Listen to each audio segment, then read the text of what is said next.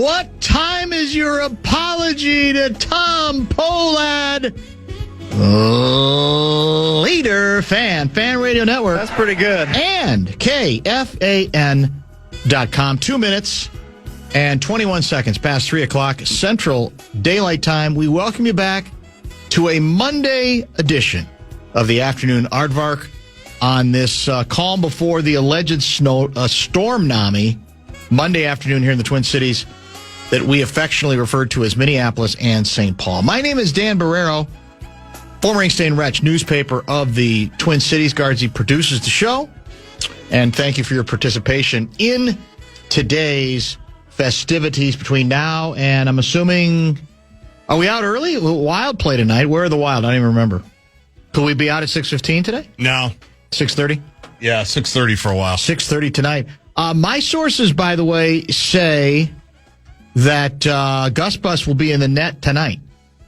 Ooh. Is Gus Bus net minding for his playoff position? Might be. Tonight. Now, the other side of that is I think we're sitting more people tonight, too. We are. So, to that extent, do you hold it against him if he's not great, if you don't have a lot of your regular people there? I don't know. It's a complicated balance right now. I'm beginning to think he might, that what he does today or tonight, whether it's fair or not, might have some impact. Might have some impact on whether he is the starter for game one. Do we have game times yet? No. For Dallas? No. Still waiting? Correct. You've all seen the stats, I'm assuming, by now. We've explored this subject with Gus Bus apologist Brett Blakemore yesterday. He's 2-3 in his last 5 going into tonight. 4 or more goals in 4 of those 5 games. 4.08 GAA, goals against average, in that stretch. And a fairly paltry save percentage of .847. Now, again, part of it was his performance.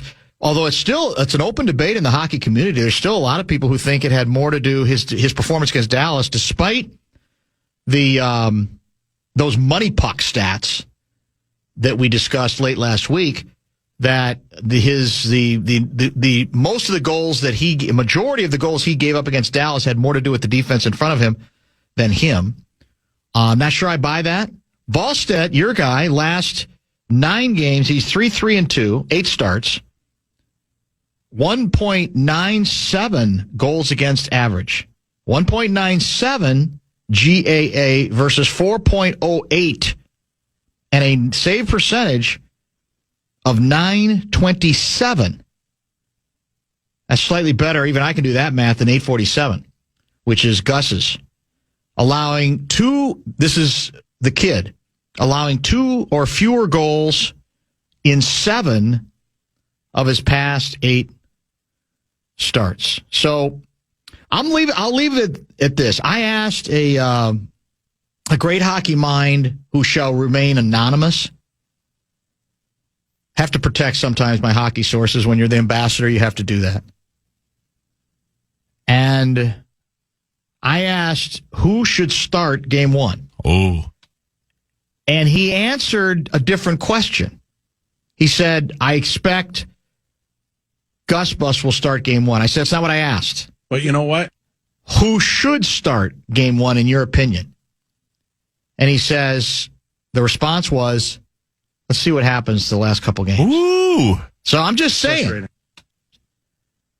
No, I wish it was Bill Guerin, but it wasn't. No, I know. But it was a good story. It's a good soundbite. So we'll see where that goes, and we'll talk plenty of that a little bit later in today's broadcast. Has a team ever been allowed to put up a commemorative print for starting a baseball season with the gaudy record of 9-7? 9-7. Now, isn't that, if you take away one victory, wouldn't that be 8-8? So it's one victory better than 500. Yep. And that's all that's necessary for people to say it's time for us to apologize to Tommy Pohlad, who told us, insisted, in spring training this team was going to be better than you thought. Let's see what happens. And sadly, because the bar was set, here's the irony. It's the ball guys themselves that set the bar as low as they did before the season began, right? Basically, we're a last place team in a bad division, or we'll be vying for last place in a bad division. There's not much here, not much in the lineup to write home about at all. The pitching, the rotation already, decimated by injury before the season began.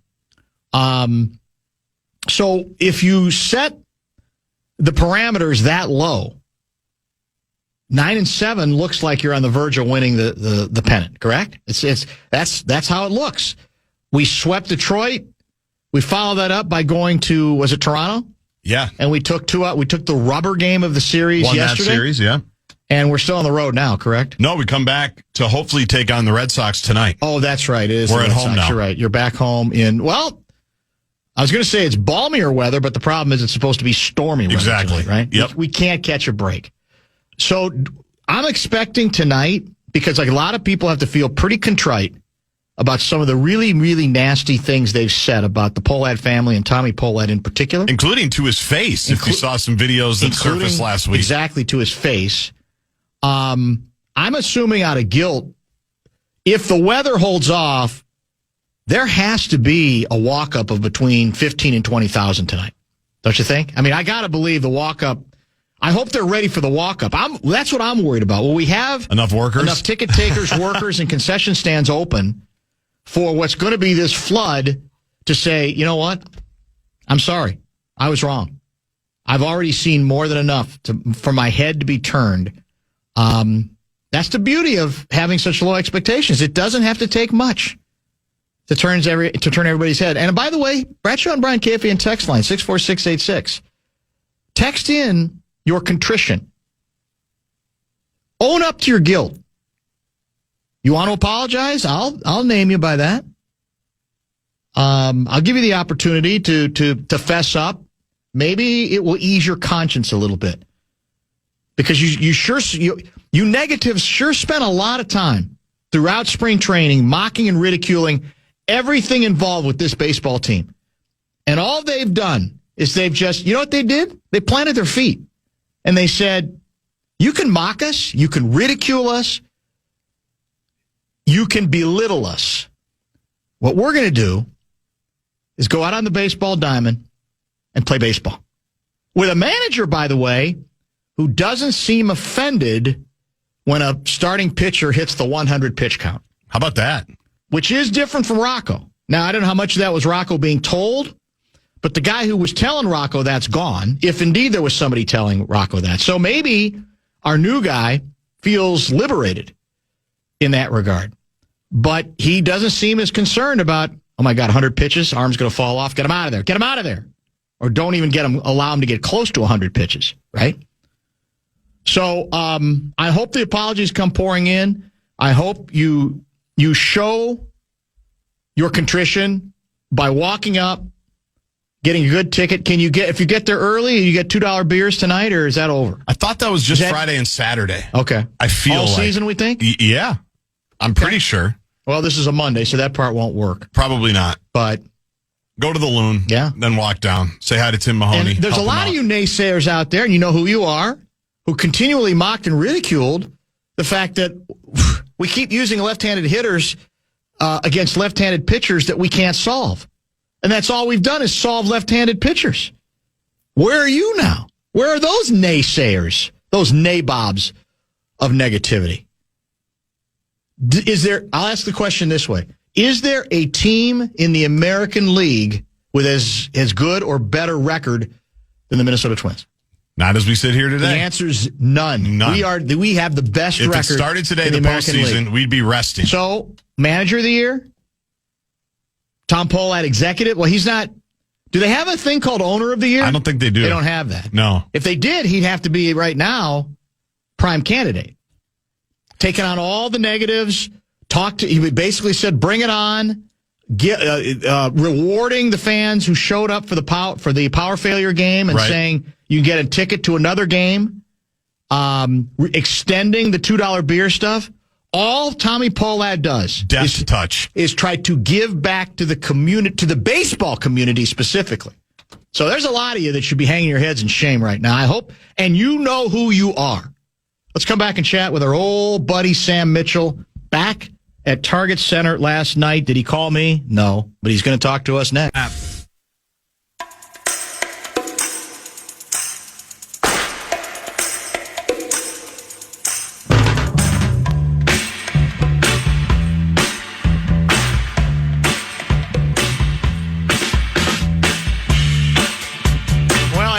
Glenn Taylor was there. I know Guardsy, the producer of the show, was there. I know our next guest was there. And most importantly, I know Kevin Garnett was back in the building, Target Center, as the Wolves wrapped up the regular season with a victory last night. Sam Mitchell, kind enough to join us via the Connecticut Water Systems hotline. Have you already blown out of town? Is this a quick in and out? Man, I've been home and just did a radio show for Sirius XM Radio from 2 to 4. I took a 5:20 flight this morning, man. You're impressive. Now, who were you on with 2 to 4 today on Sirius? For Rob. Oh, okay. Gotcha. Well, who do you, of all the Sirius people you have to work with, which one annoys you the most? None.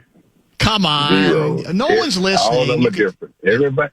Well, you got to remember now, me and JT, he and I go at each other pretty hard. That's true. We started the NBA radio back.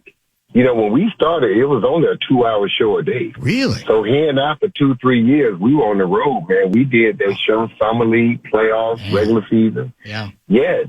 He and I would travel in a rental car. We would land in cities. They would rent us a car, me, him, and the producer. Right. And we would pack all that stuff and set it up.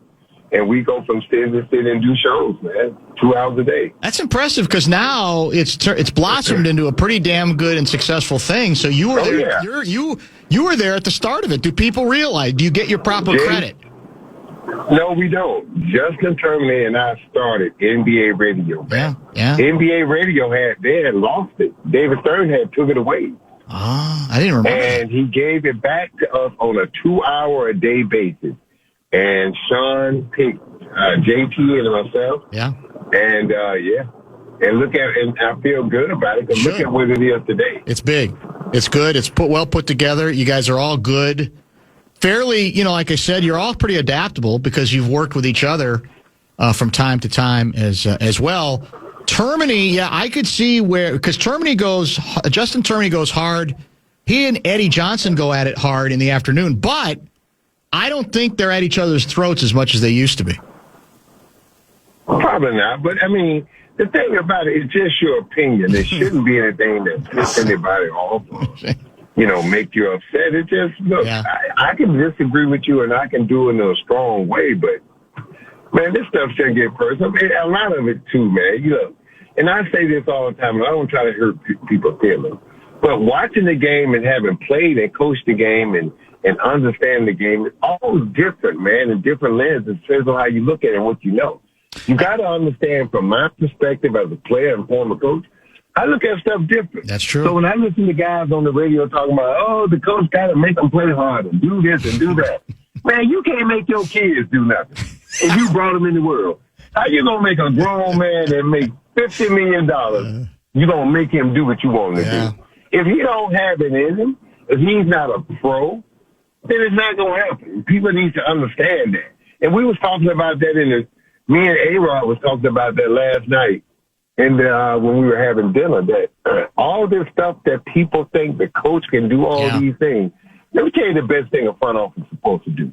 If you want a guy that rebounds, go get a guy who rebounds all his life. Don't get a guy that never rebounded and then get him in the gym and tell him he got to rebound. Yeah. So we talked about those things, and it gets coaches fired and it gets people in trouble because sometimes people are putting narratives out there that are just not true. And I look at those people and I say, you can't make your son or daughter do one thing when they're 12 years old, but yet this coach is supposed to have all this power over a man making $50, $60 million a year. Well, that's why they call it professional sports, Dad. Yeah. Because you're supposed to be a pro. Well, and that's a perfect segue because the guy you were back in Minnesota to honor yesterday, obviously, is Kevin Garnett, back in the building for the first time in God knows how long.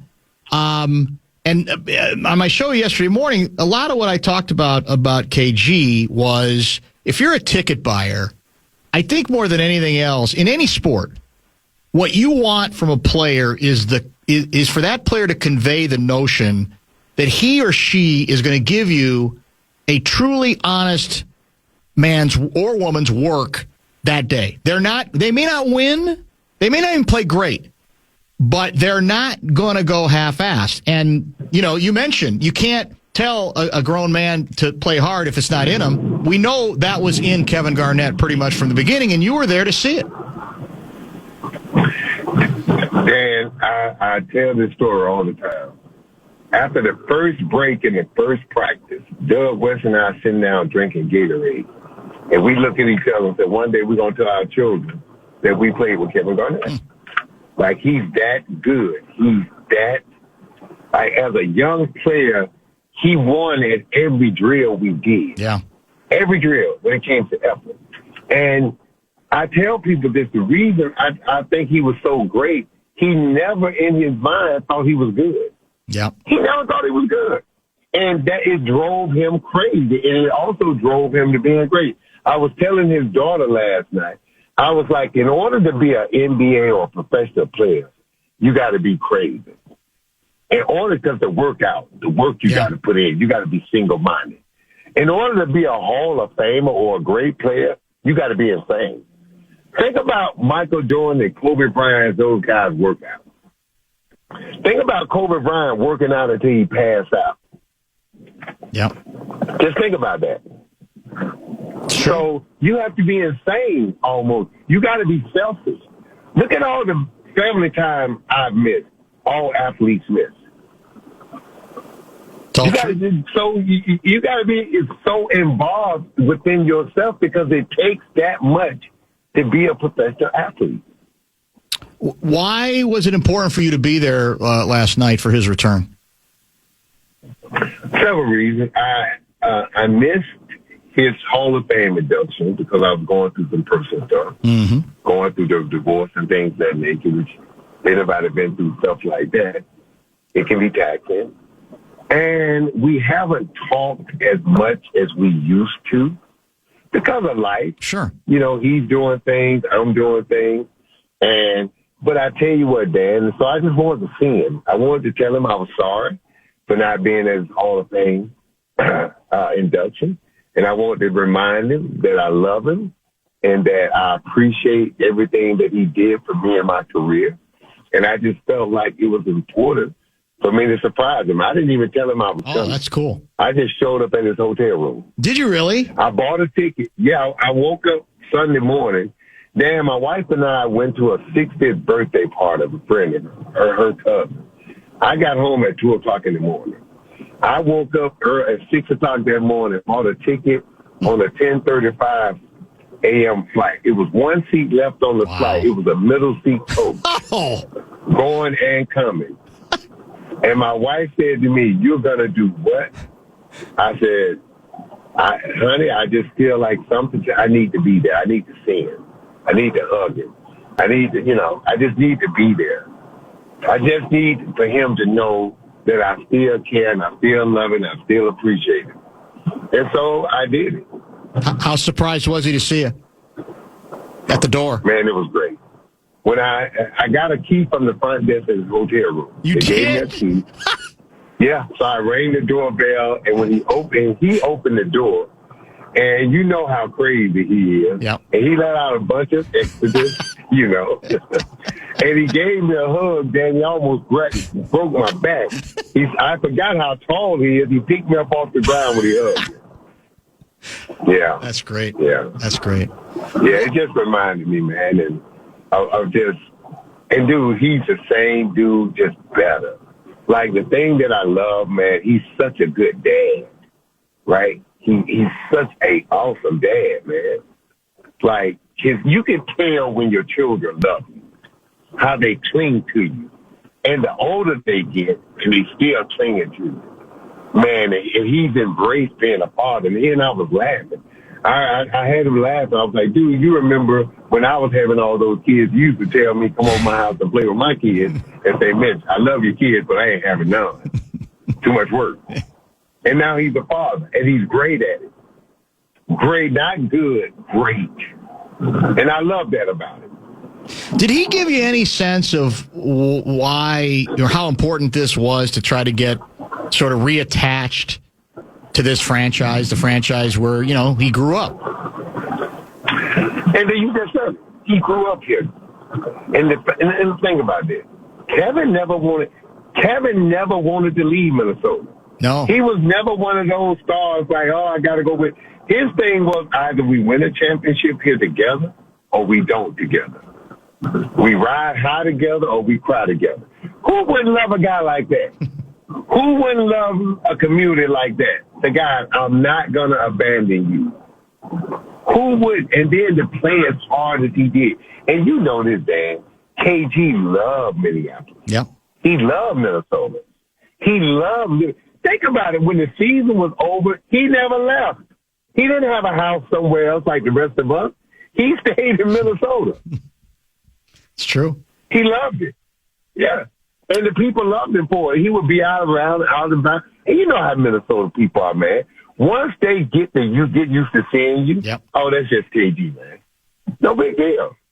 And he loved that about being in Minnesota, man. So why would you not love him and why would you not come back? Because if it was up to Kevin Garnett, he never would have left. Yeah. Yeah, that's another story for another day. Sam Mitchell, kind enough to join us on a busy day for him after a busy whirlwind trip into the Twin Cities to be there to surprise KG. When, the stories have been told a million times about your role with him. When you look back on it, how conscious were you of that responsibility? And what did you try to impart to him at the very beginning?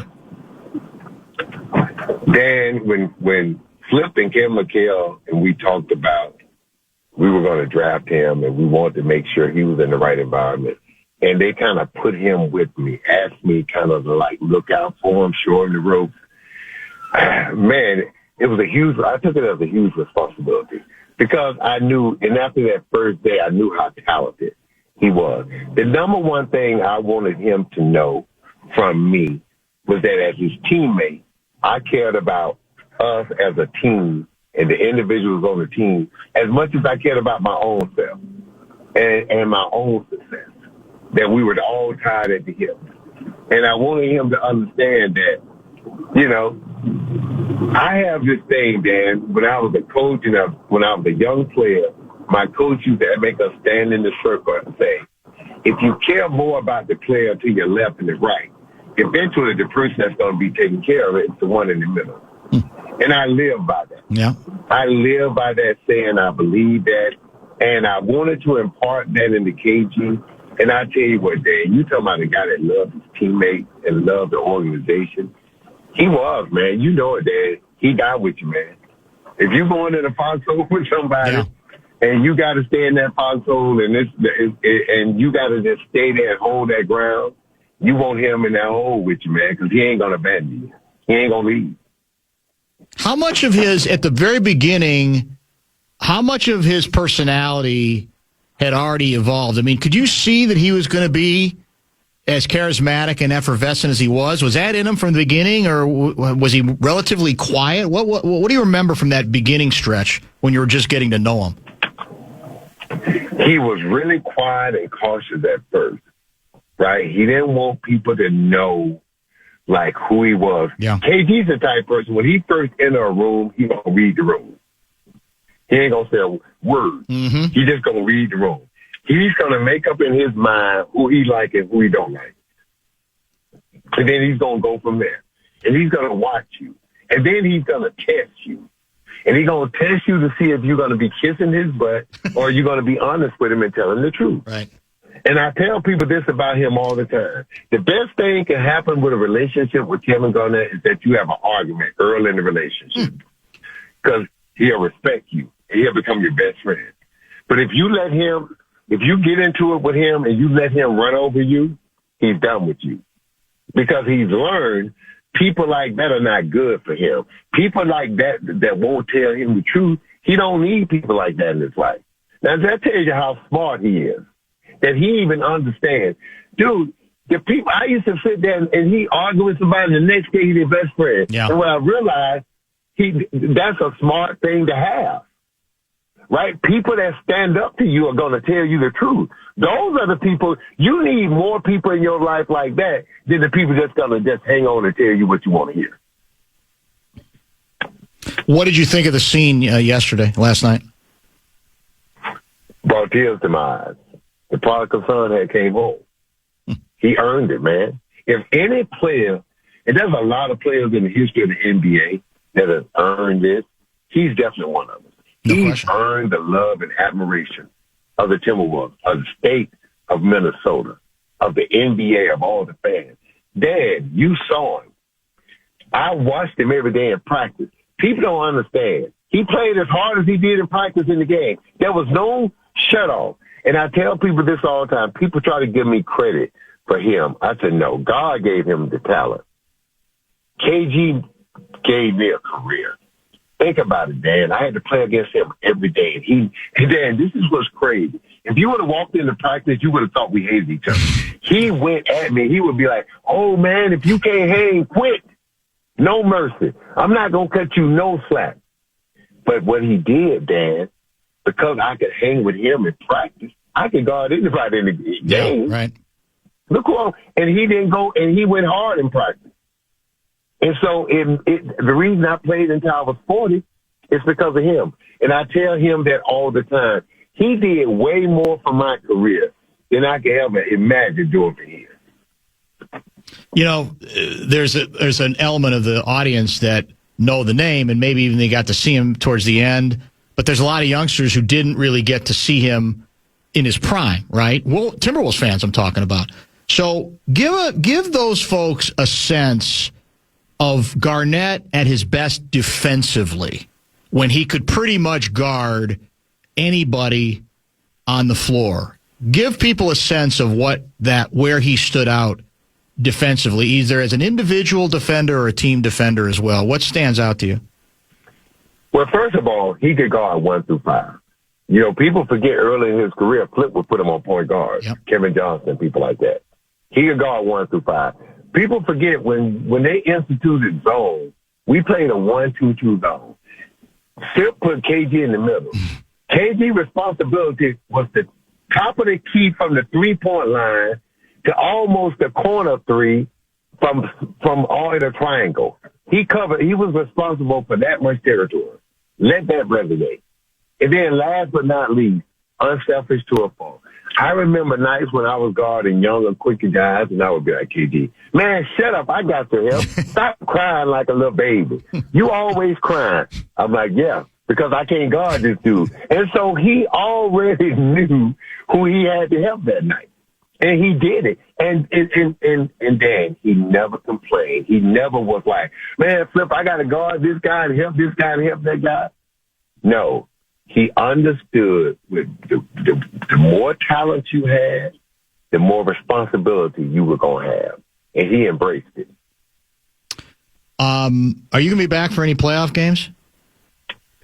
I don't know, man. I got to look at my schedule for the Raptors. You know, I still do Raptors. That's right. I games forgot. That's right. Up at TSN. Yeah, you're in so there, the too. producer texted me today. They're waiting. They got the schedule. But, you know, in Toronto, they have to coin flip for the games, alternate between TSN and the other network. So they're waiting to do their coin flip and their coin toss. And after that, I know my schedule. You know the matchup for the Wolves. You know this team very well. That's part of your job with the SiriusXM NBA stuff. It's Wolves, Denver again. This is the third time in the postseason, obviously. I'm worried, I have to say, because I think Denver's different. I think Jamal Murray is different. But what do you think about this matchup? I agree with you, but this is the thing that's crazy about the Wolves. As bad as they can look, as uninterested as they can look during games in the season, it's something about them now when they get to the playoffs. Yeah. Now they can They're guard. different animals. And that's the thing, Dan. They can put three guys on the floor that can be all defensive. Yep. When you look at Rudy, you look at Anthony Edwards, and you look at Jaden. I always forget this shit. Jaden McDaniels. Look, and that's something. And then this is another thing. Denver, as good as they are, what do they don't do? They don't guard. They don't guard. Yeah. There you go. So, and then for whatever reason, the Timberwolves seem like they could care less about the regular season. Chris Finch is always yelling and screaming and cursing at them in the media and stuff. But come playoff time, they always seem to right the ship, don't they? They always they have the last couple when years. the playoffs start, they're ready to play. Well, some of it could be health too. You know, it's how healthy will Anthony be, because this is a chronic situation that's developing, and even Jaden, and I think that'll enter into it. It's a great matchup. I very much look forward to it. I guess surprised that I thought Denver was going to. I definitely thought Denver would try to tank the last game, but then San Antonio decided Wemby didn't play, so I guess that took care of that. Yeah. Look, Dan, there's no easy roads to pass. The only team right now got a break is the Lakers because of Luka and Austin Reeves. Yeah. Houston got a break, brother. True. Not the Lakers. Yeah, Houston. Other than that, man, there are no easy paths to win the championship. So that's why you got to put the big boy pants on and go do what you got to do. Yeah, you got to do what you got to do. I think. Yeah. I mean, do you still look at OKC? And I think for the Timberwolves, this is better. I think the Timberwolves are playing Houston or even the Lakers. Right. They just seem like they have to do things the hard way, don't they? Yeah, that's for sure. Are you working on your car right now? It sounds like you got something. What's that noise? No, I'm outside. Oh, you're outside. You got some kind of squeak? Oh, okay. Yeah. I will let you go. Hopefully, we'll talk. I know we'll talk to you as the playoffs ensue, and hopefully this ends up being another long run, man. We're getting spoiled by long playoff runs in Minnesota. You know. All right, Dan, I'm looking forward to it, man. If I Thanks, get a chance, my schedule permit, it's a deal. I will be up there. I appreciate you. Thanks, Sam. That's Sam Mitchell, the former Minnesota Timberwolf great and coach, of course, who did indeed come back for the KG coronation last night. I'll ask you real quick here, Guardsy. I was watching, and I had the same reaction on TV that I did from a couple of texters who I didn't think it was very loud. But then again, that can be misleading on the basis of the microphones in the house, what you're hearing on TV, whatever the case may be. It looked emotional, but was it like cacophonous? Was it over the top? Or was it not maybe as loud as one might have expected? It was pretty loud, but the thing is, it kind of went on for a minute, so I don't know if it could be sustained as much. Gotcha. It was loud when you could see people were gathering at the tunnel, bunch of photographers and stuff, and at the game, I even said, as the starting lineups are going, with the people we were with, I'm like, he's coming out right after this. And I didn't know that, but you could just tell. Right. Like, he's coming out right after this. It's going to be pretty epic. So that moment when he kind of emerged was extremely loud. But then, he kind of milked it, getting over to the deal. And then he and Ant delayed the game. That was great. Which was so That was funny. so good. They had to actually whistle the game to a halt. Yeah, they jump, and because they weren't waiting. The NBA wasn't waiting for it. They were ready to go. But, yeah, it was loud. It was cool. But then, also, once that moment's done, there wasn't a lot of other stuff. Yeah. There wasn't a ton after that. So, but it was cool. Selfishly, I wanted him to grab a mic a couple times. I'm sure they went with what he was going to be satisfied with. Maybe the bit is we bring him back now, and then we're going to build up to some other things next season when we're doing the actual jersey retirement. He obviously didn't do anything with reporters. I don't think either. Right? I don't think it was any kind of pregame. Now that's KG, which surprised me a little. It did and it didn't, because that tends to be his approach. But then I thought for this it might be different. Yeah, like you say, I thought you make a whole big production about it. Exactly. Yeah. And I thought, okay, maybe he'll grab the mic once. Maybe he'll go on the FanDuel broadcast for a minute where they hand him a mic from the side, so he didn't even have to come to them. Right. So I think that to me is where I was hoping for a little bit more. It could have that would have been one of the ways I think to sustain the thing, but. It's a weird circumstance, too, because it's obviously a game that doesn't have any meaning, even though they, ended up playing well, ended up winning the game, relatively speaking. Most of the players didn't even play. But it's a hurdle that's finally cleared, right? That finally he's back. Finally he's there. Finally we don't have to hear about the ongoing, continuing feud and difficulties, and the assumption is it's a full speed ahead from this point forward. I don't think there's any plans to have him come back for the playoffs, or do we know? Johnny might know. We'll have him at 5:30. Yeah, I don't know if anything's been announced or established. I'd be surprised if he didn't come back for at least one. Yeah. If they, make a little bit of a run. Who knows? And he had his daughters with him, right, side by side as well, on each side of him. All right, let's get caught up. We'll get more reaction to last night's game. We got a lot more hockey to discuss. We've got news on the march to get to.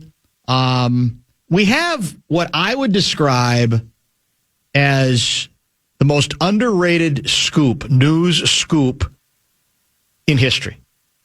Now, that might sound like I'm overstating it, but when you find out what I'm talking about, you may not think that's all that much hype.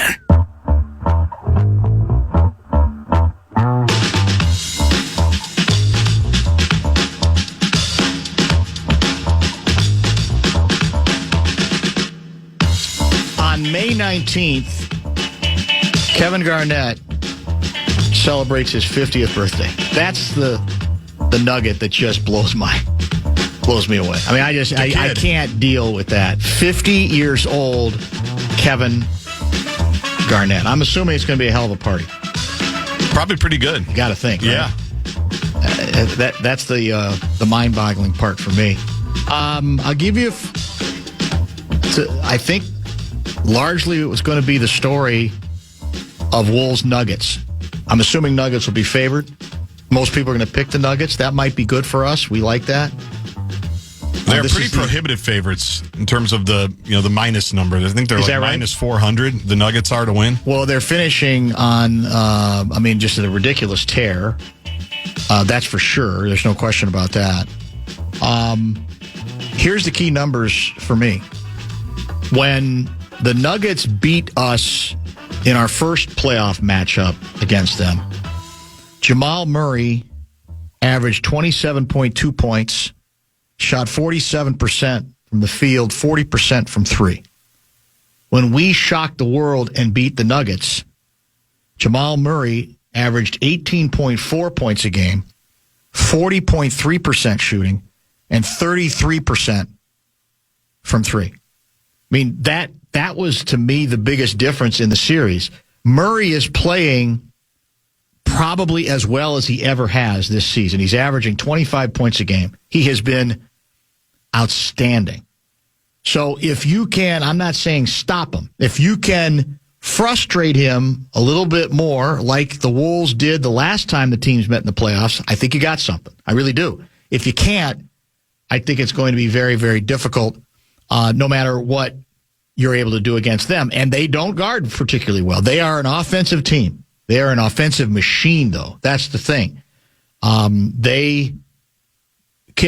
that they're getting a little healthier, too, they're getting some of their depth back, a depth that they didn't have a year ago. But remember, as vulnerable as they looked a year ago, they were the team that took OKC to 7. Yeah, that's we didn't scary come thing. close to taking OKC to 7.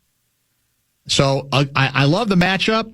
I'm not here to say winner-proof or loser-proof for Denver, but I think that this is a better version of. I think the assumption of we took care of them last time. Well, they took care of us the time before, and so you could say this is a different iteration of Denver. It's just like it's a different iteration of the Wolves as well.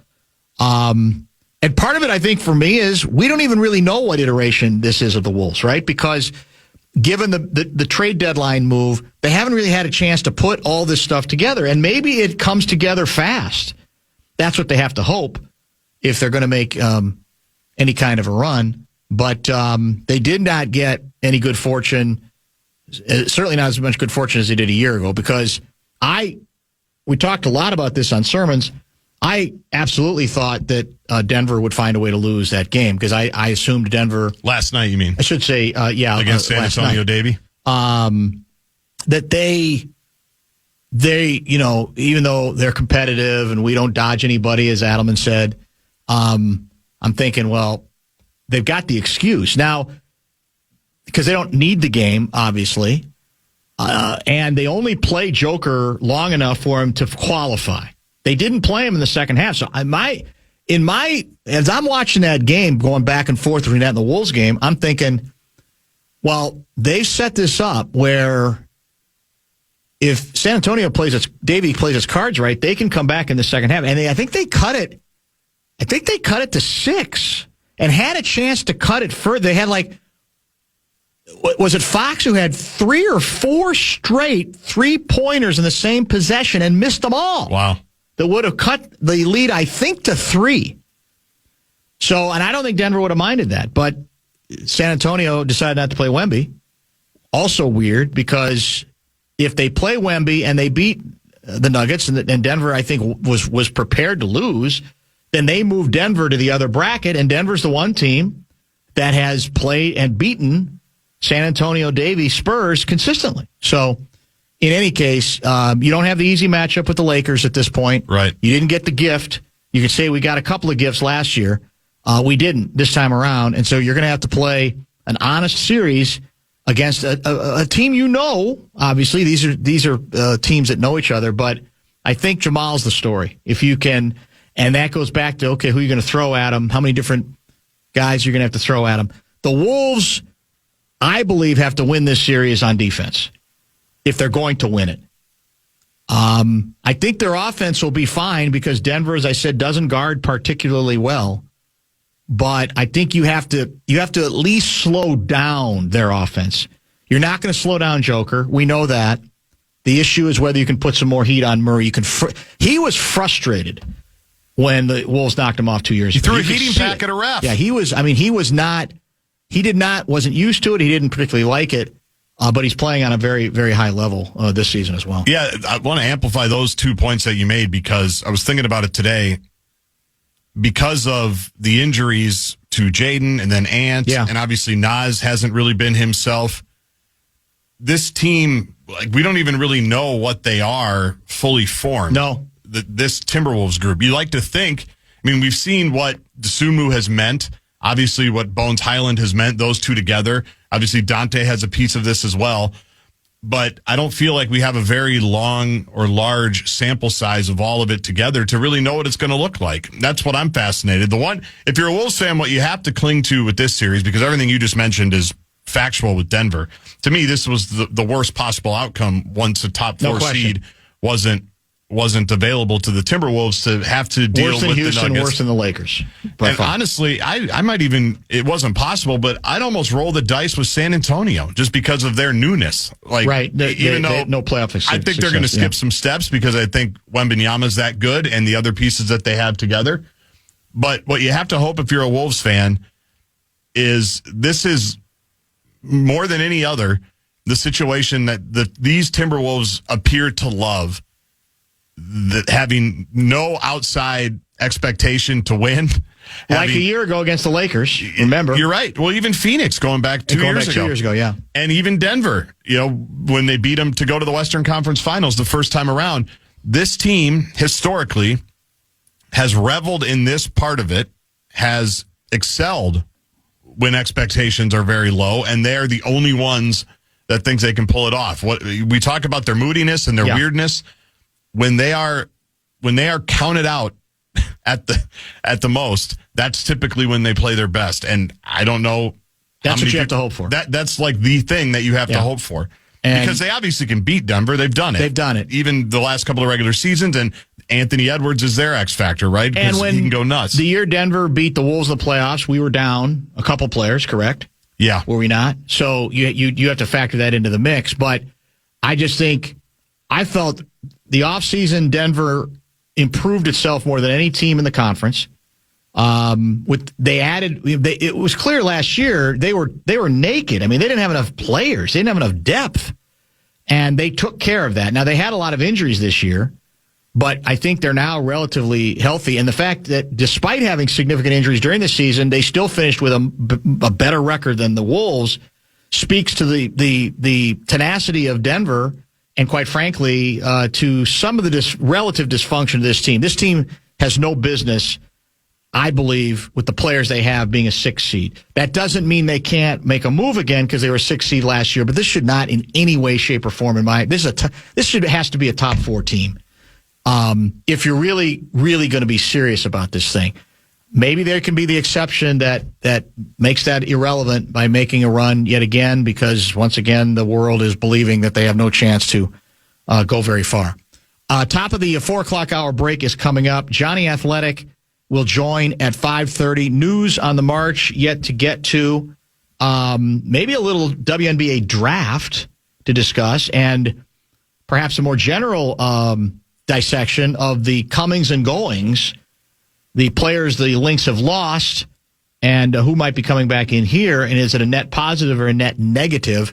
All of that, and who knows what else when Bumper to Bumper continues on the